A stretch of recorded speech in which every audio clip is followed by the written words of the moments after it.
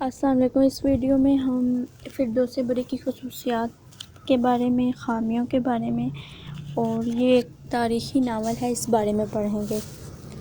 فردوس بری 19ویں صدی کے ان یادگار ناولوں میں سے ہے جس نے اردو نثر کے سرمایہ میں قابل قدر اضافہ کیا۔ ایک خصوصیت ہے پلاٹ، دوسری خصوصیت ہے کردار نگاری، تیسری خصوصیت ہے مکالمہ نگاری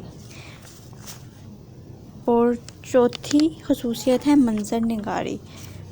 پلاٹ تیار کرنے کے لیے دو طریقے ہیں۔ پہلا طریقہ یہ ہے واقعات کا انتخاب کر لیا جائے، پھر اس کی مناسبت سے موازنہ اس طرح سے کیا جائے کہ موضوع کردار وجود میں لائے جائیں۔ پہلا کیا ہے، واقعات کا انتخاب کیا جائے اور اس میں جو کردار ہوں وہ موضوع ہوں۔ دوسرا کیا ہے، افعال و حرکات کے مطابق واقعات پیدا کر لیے جائیں۔ عبدالحلیم شرر کا کمال یہ ہے دونوں طریقوں کو یکجا کر کے ناول کے پلاٹ تیار کرتے ہیں۔ انہوں نے اس میں جدت و ندرت کو جگہ دی ہے، عوامی مقبولیت کی سند حاصل کر چکے ہیں۔ اگلی خصوصیت ہے کردار نگاری۔ بعض اوقات پلاٹ پر زیادہ توجہ صرف کرنے سے کردار نگاری پہ زیادہ زور نہیں دیا جاتا۔ بعض صاحبان کردار پر بہت زور دیتے ہیں، پھر وہ پلاٹ سے خارج ہو سکتے ہیں۔ تو یہ جو ہیں عبدالحلیم شرر، انہوں نے پلاٹ پر زیادہ توجہ صرف نہیں کی۔ ان کے پلاٹ بے شک کردار کمزور تر ہو جائے، انہوں نے زیادہ توجہ نہیں دی۔ کردار نگاری میں انہوں نے پھر بھی نمایاں مقام حاصل کیا۔ مکالمہ نگاری، مکالمہ ناول کا اہم جزو ہوتا ہے۔ عبدالحلیم شرر جو ہیں دلچسپ مکالمے لکھتے نظر آتے ہیں۔ ان کے مکالموں میں تکلف ہے، رعایت لفظی ہے، تشبیہ و استعارہ سب کچھ ہے، اگر نہیں ہے تو فطری رنگ نہیں ہے۔ منظر نگاری کے بیانات اثر و رسوخ رکھتے ہیں۔ فردوس بری منظر نگاری کا شاہکار ہے۔ شرر کے تاریخی ناولوں میں ڈاکٹر احسن فاروقی اچھی رائے نہیں رکھتے، لیکن منظر نگاری کے بارے میں وہ کہتے ہیں اس جگہ سے اس میں ایک نیا لطف و نئی زندگی پیدا ہو جاتی ہے۔ یہ تمام بیان ہی اپنے مقام پر نہایت درجے پر اثر ہے اور نثر بہت اعلیٰ انداز سے بیان کرتے ہیں۔ شرر کی قوت بیان داد کے قابل ہے۔ عبدالحلیم شرر جو ہیں ان کے بارے میں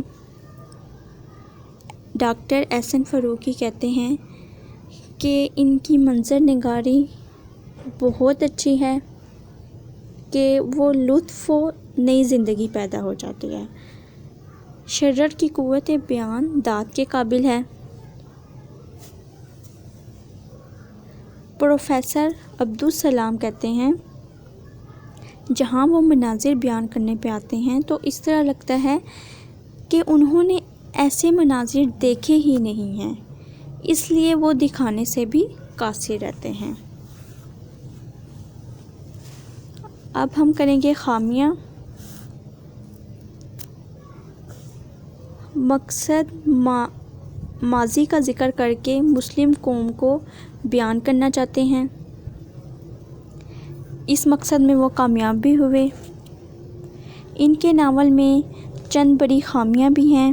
ان کی خامیوں کی وجہ سے بتانا ہے کہ انہوں نے تاریخی ناولوں میں مرضی کے واقعات شامل کیے، جس کی وجہ سے تاریخی ناولوں کی اہمیت گھٹ گئی۔ غیر فطری واقعات و بیانات سے بھرے ہوئے ہیں ان کے ناول، جنہیں پڑھ کر ہنسی آتی ہے۔ اور ایک خامی یہ بھی ہے کہ کردار نگاری کا بھی خاص ملکہ نہیں ہے، تاریخی کردار مردہ اور بے جان ہے۔